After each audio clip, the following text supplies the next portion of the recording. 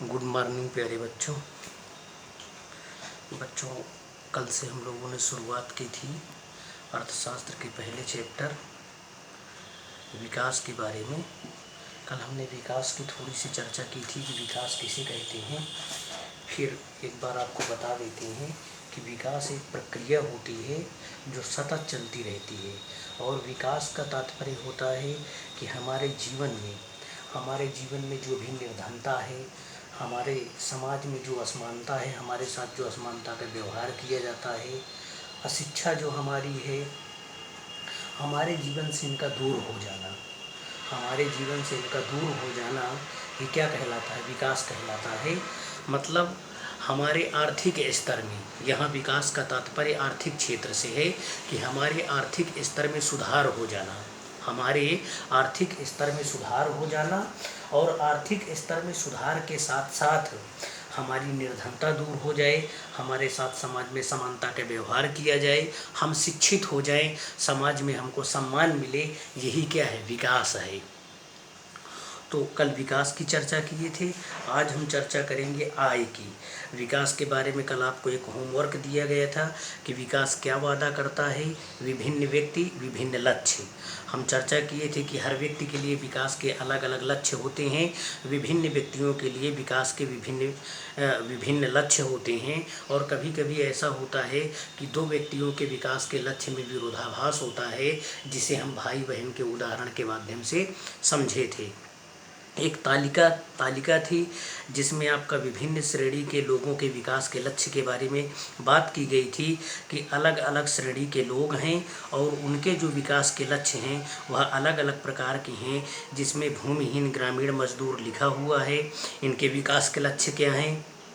पंजाब का जो एक समृद्ध किसान है, संपन्न किसान है, उसके लिए विकास के क्या लक्ष्य हैं, आकांक्षाएं हैं, वो लिखी हुई थी। शहर के अमीर परिवार की एक लड़की के लिए विकास के क्या लक्ष्य होते हैं, वो लिखा हुआ था। ये आपको 1 2 3 4 5 कॉलम आपको स्वयं से भरने थे, और कुछ जो है श्रेणियाँ आपको लिखकर उनको भरनी थी। ये आपका होमवर्क था।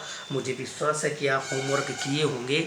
नहीं भी किए हैं तो आज मैं 1 2 उदाहरण बता देता हूँ, समझा देता हूँ। कल आप प्रयास करिए इनको भरने का।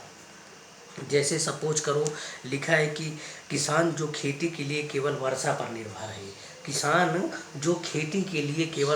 निर्भर है, सिंचाई के साधन नहीं है, तो उसके लिए विकास के क्या लक्ष्य होंगे, उसके लिए विकास की क्या आकांक्षाएं होंगी।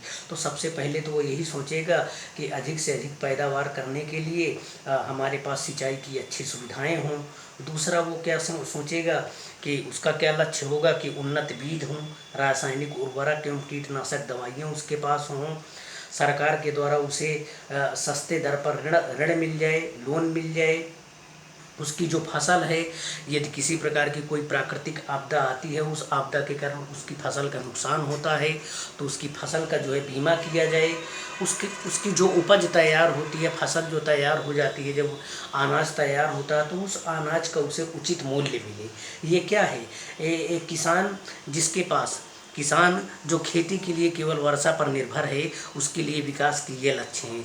इसी प्रकार हम बात करें भूस्वामी परिवार की एक ग्रामीण महिला, आपके गांव की कोई एक ग्रामीण महिला है जिनके पास खूब ज़मीन है, पर्याप्त मात्रा में खेत हैं उनके पास, तो उसके लिए विकास के क्या लक्ष्य होंगे? उसके लिए विकास के लक्ष्य होंगे कि उसके परिवार की पर्याप्त आमदनी है, तो वो चाहेगी कि शिक्षा में उसके साथ समानता का व्यवहार हो, स्वास्थ्य की सुविधाएं हों, घर में स्वतंत्रता का वातावरण हो, घर में काम करने वाली नौकरानी हो। ये क्या चाहेगी? एक गांव की जो महिला है जिसके पास पर्याप्त मात्रा में, जिसके परिवार के पास आमदनी है, खेत हैं, तो वो ये लक्ष्य उसके लिए होंगे विकास के। तो ये सब आप देखेंगे कि अलग अलग व्यक्ति के अलग अलग श्रेणी के व्यक्ति हैं, और इनके लिए विकास के जो लक्ष्य हैं, आकांक्षाएं हैं, वह अलग अलग प्रकार की हैं।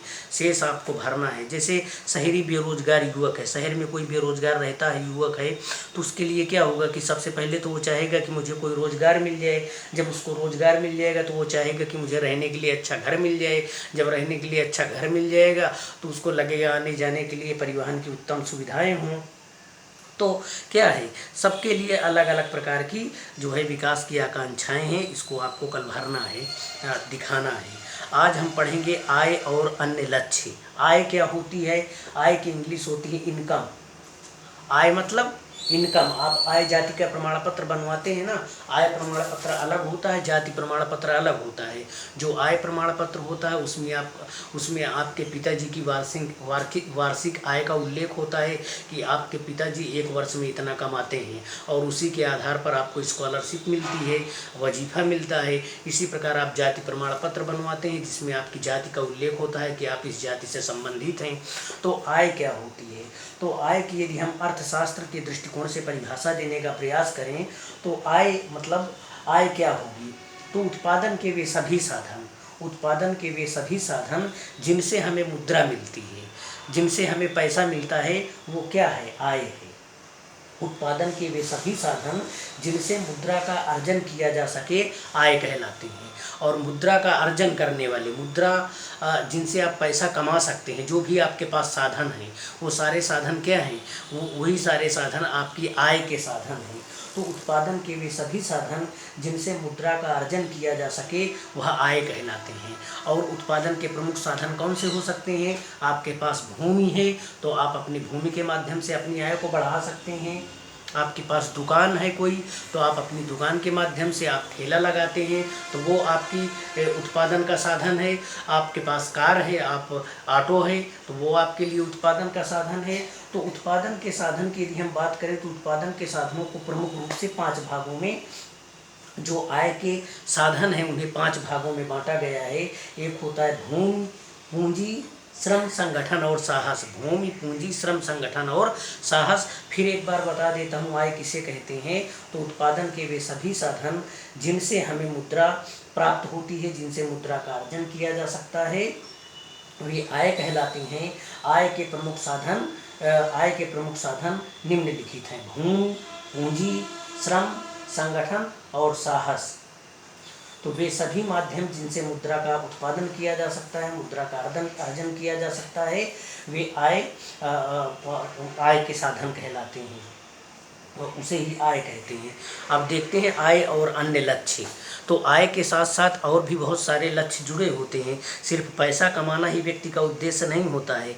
पैसा कमाने के साथ साथ वो क्या चाहता है कि समाज में हमारे साथ समानता का व्यवहार हो, समाज में हमें उचित प्रकार की शिक्षा मिले, समाज में हमें सामाजिक समानता का अधिकार मिले, अनेक प्रकार की समाज में हमें सम्मान मिले।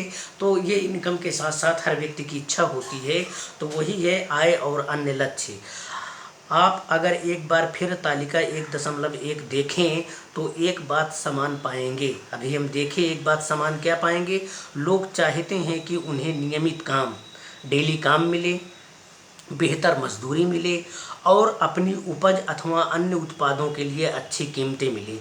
यदि आप खेती करते हैं, आपके पास अनाज है, फसल है, तो आप चाहेंगे उसके लिए अच्छी कीमत मिले। इसी प्रकार कोई आपके पास प्रोडक्ट है, कोई आप उत्पादन किए हैं, किसी भी प्रकार की किसी वस्तु का आपने निर्माण किया है, तो उस वस्तु के लिए भी आप चाहेंगे कि अच्छी कीमत मिले।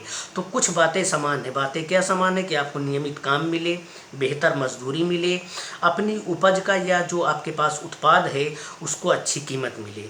दूसरे शब्दों में वे ज़्यादा आय चाहते हैं, अर्थात हर व्यक्ति चाहता है कि उसकी आय अधिक से अधिक हो। किसी भी तरह से ज़्यादा आय चाहने के अतिरिक्त लोग बराबरी का व्यवहार, वो चाहते हैं कि हमारी इनकम तो बढ़े, लेकिन इसके साथ साथ वो क्या चाहते हैं? लोग बराबरी का व्यवहार, सबके साथ बराबरी का व्यवहार हो, ऊंच नीच का व्यवहार न हो किसी भी आधार पर, न जाति के आधार पर, न लिंग के आधार पर, न धर्म के आधार पर, न क्षेत्र के आधार पर, न भाषा के आधार पर। भाषा के आधार का मतलब आप हिंदी बोलते हैं, कोई इंग्लिश बोलता है, तो आप देखते हैं इंग्लिश बोलने वाले को थोड़ा समाज में ज़्यादा तवज्जो दी जाती है, उसे सबसे बुद्धिमान समझा जाने लगता है कि ये तो बहुत बुद्धिमान है। लोग बराबरी का व्यवहार, स्वतंत्रता, सुरक्षा और दूसरों से आदर मिलने की इच्छा भी रखते हैं। ये बातें हैं। आय के साथ साथ आप समाज से क्या अपेक्षा रखते हैं? कि लोग आपके साथ बराबरी का व्यवहार करें, समाज में आपको स्वतंत्रता मिले, सुरक्षा मिले और दूसरों से आदर मिलने की इच्छा भी रखते हैं। वे भेदभाव से अप्रसन्न होते हैं। अगर किसी भी प्रकार का आपके साथ किसी भी आधार पर भेदभाव होता है तो आप हमेशा खिन्न रहते हैं ये सभी महत्वपूर्ण लक्ष्य हैं, बल्कि कुछ मामलों में ये अधिक आय और अधिक उपभोग से अधिक महत्वपूर्ण हो सकते हैं। आपके पास पैसा है, इनकम खूब है, लेकिन समाज में आपको आदर नहीं मिलता, समाज में आपके साथ समानता का व्यवहार नहीं होता है, तो आप क्या करेंगे? आप हमेशा अपने आप को असुरक्षित महसूस करेंगे, अपने आप को कुंठित महसूस करेंगे।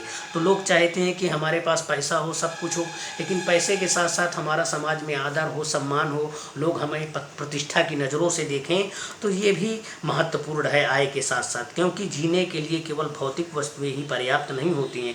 भौतिक वस्तुएं क्या है? आपके पास पैसा अधिक हो, अब भौतिक वस्तुएं आपके पास क्या है? रंगीन टीवी हो आपके घर में, एसी हो, फ्रिज हो, कूलर हो, 4 व्हीलर गाड़ी हो आपकी, तो ये भौतिक वस्तुएं हैं। लेकिन सिर्फ इससे ही आदमी का पेट नहीं भरता है। आदमी का पेट कब भरता है? आदमी का पेट भरता है जब उसे समाज में सम्मान मिलता है, जब उसे समाज में सम्मान की नज़र से देखा जाता है, जब समाज में उसके साथ समानता का व्यवहार किया जाता है, जब समाज में उसे स्वतंत्रता मिलती है, जब समाज में उसे सुरक्षा मिलती है। आपके पास बहुत पैसा हो, लेकिन रात में पता चले असुरक्षा का वातावरण है, रात में आपका पैसा कोई लूट लेके चला गया, आप पावल खेड़ा में पैसा कमाने के लिए आए, शाम को पैसा कमा के जा रहे हैं और रास्ते में आपका किसी ने पैसा लूट लिया, तो फिर क्या है? कोई मतलब नहीं है। तो भौतिक वस्तुओं के साथ साथ कुछ अन्य वस्तुओं की भी समाज में ज़रूरत होती है जीने के लिए। द्रव्य या उससे खरीदी जा सकने वाली भौतिक वस्तुएं एक कारक हैं जिस पर हमारा जीवन निर्भर करता है। मात्र ये जो भौतिक वस्तुएं हैं, इन पर सिर्फ हमारा जीवन निर्भर करता है, ये जीवन जीने के लिए सिर्फ ज़रूरी हैं। लेकिन समाज में सम्मान कैसे मिलेगा, उसके लिए अलग चीज़ें हैं। लेकिन हमारा बेहतर जीवन ऊपर लिखी गई अभौतिक वस्तुओं पर भी निर्भर करता है। तो भौतिक जो वस्तुएं हैं, रोटी, कपड़ा और मकान, ये तो हमें जीवन जीने के लिए एक साधन मुहैया कराते हैं। लेकिन कुछ अभौतिक वस्तुएं भी हैं जिनसे हमें समाज में बराबरी का दर्जा मिलता है, स्वतंत्रता मिलती है, सुरक्षा मिलती है, दूसरों से सम्मान मिलता है। अगर आपको यह बात स्पष्ट नहीं लगती है तो आप अपने जीवन में अपने मित्रों की भूमिका के बारे में ज़रा सोचिए। आपको उनकी मित्रता की इच्छा हो सकती है। इसी तरह और भी बहुत सी चीज़ें हैं जिन्हें आसानी से मापा नहीं जा सकता, लेकिन उनका हमारे जीवन में बहुत महत्व होता है। कुछ चीज़ें हैं जो दिखाई नहीं देती हैं, उन्हें मापा नहीं जा सकता है, लेकिन उनका हमारे जीवन में बहुत महत्व होता है, क्योंकि वो हमें खुश एवं प्रसन्न रखती हैं। वो चीज़ें ये जो ऊपर बताई गई हैं, ये चीज़ें आपके पास ना हो, स्वतंत्रता ना हो, समानता का व्यवहार ना हो, आपको समाज में सम्मान ना मिले, भेदभाव की दृष्टि से आपको देखा जाए, तो आप क्या है, खुश रहेंगे? कभी खुश नहीं रहेंगे। लेकिन ये चीज़ें आपको दिखाई नहीं देती हैं, लेकिन उनका हमारे जीवन में बहुत महत्व है। इनकी प्रायः उपेक्षा कर दी जाती है, लेकिन यह निष्कर्ष निकालना गलत होगा कि जिसे मापा नहीं जा सकता वह महत्व नहीं रखता है। तो जिसे मापा नहीं जा सकता है उसका भी हमारे जीवन में महत्व है। तो कहने का तात्पर्य है कि भौतिक वस्तुओं के साथ साथ जो अभौतिक वस्तुएं भी हैं, उनका भी हमारे जीवन में महत्वपूर्ण योगदान होता है।